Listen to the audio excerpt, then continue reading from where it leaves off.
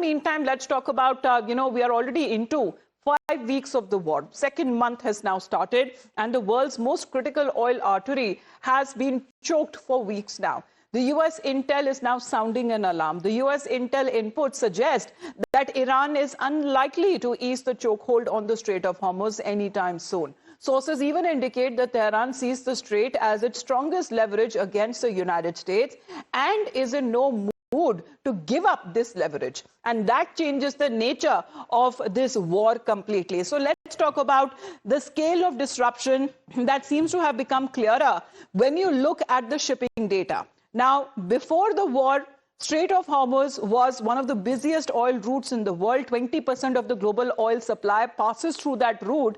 And today, that flow nearly has collapsed. Let's take a look exactly when it comes to before and after the war. Before 28th of February, 138 ships daily on an average used to use this very transit area, this very transit route. And this was the global and one of the busiest shipping routes which used to supply oil. What are we looking now during the war? Daily average has now gone down to merely 5 and 6. Before the war, the busiest global oil route there, as I said, 20% of the global oil supply passes through that route. Multiple ships and tankers of different countries are still stranded in the Persian Gulf there. There you can see this is a very narrow Strait of Hormuz, but now 150 vessels have transited only till about the 1st of March. That seems to be on an average and almost on a daily basis. Now what we are hearing that India too has secured as far as the 7th tanker is concerned. Now, before the war, heavy tanker movement also happened on a daily basis. Now, 15 plus only commercial vessels that has also come under attack, which Iran considers to be its enemy and even the allies of the enemy. There has been a dramatic escalation over this. So Iran that continues to exude dominance over the Strait of Hormuz, because this is one of the areas which Iran has successfully weaponized. But on ground, that strategy seems to be already visible. A month into the war, Iran's grip over the Strait of Hormuz is only getting tighter. Using mines, using drones, Tehran has managed to turn one of the world's busiest shipping lanes into a high-risk zone. Transit is unsafe, very, very risky, and in some cases, completely uninsurable. Now, what is striking is that Iran doesn't even need a full-scale blockade. Even small, targeted attacks are enough to deter the global shipping industry. And any attempt to reopen the route is far from simple. Because today the experts believe and warn that it is very complex, high-risk military operation. And this collapse is now rippling across when it comes to global economies, because now they are feeling the pinch. What began as a regional disruption is now fast turning into a full-scale energy shock with global consequences.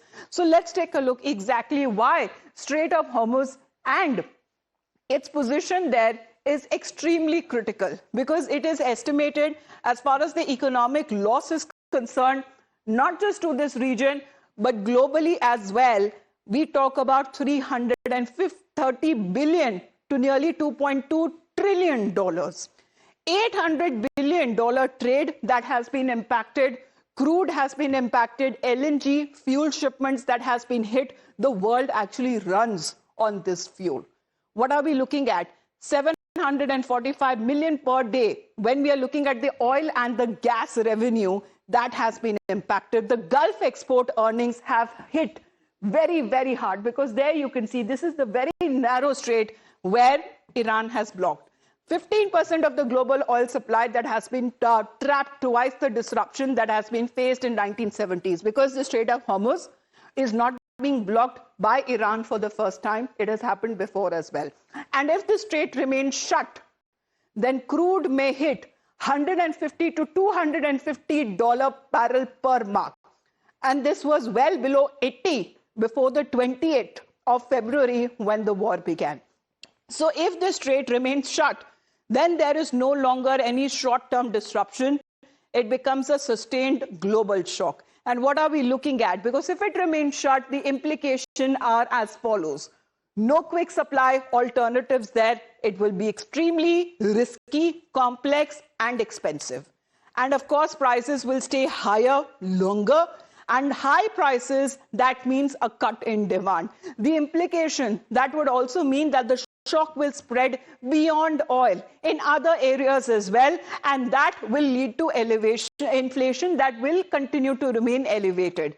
Also, rate cuts will get delayed, and LNG bidding wars will intensify. And the implication that also suggests that Asian import bills will also surge significantly, and poor economies are the one that will be impacted the most. The global growth will take a hit, and of course, when it comes to the standstill is concerned, it may take a significant amount of time for recovery out of when it comes to the losses that has been incurred because of this war. So what are we looking at?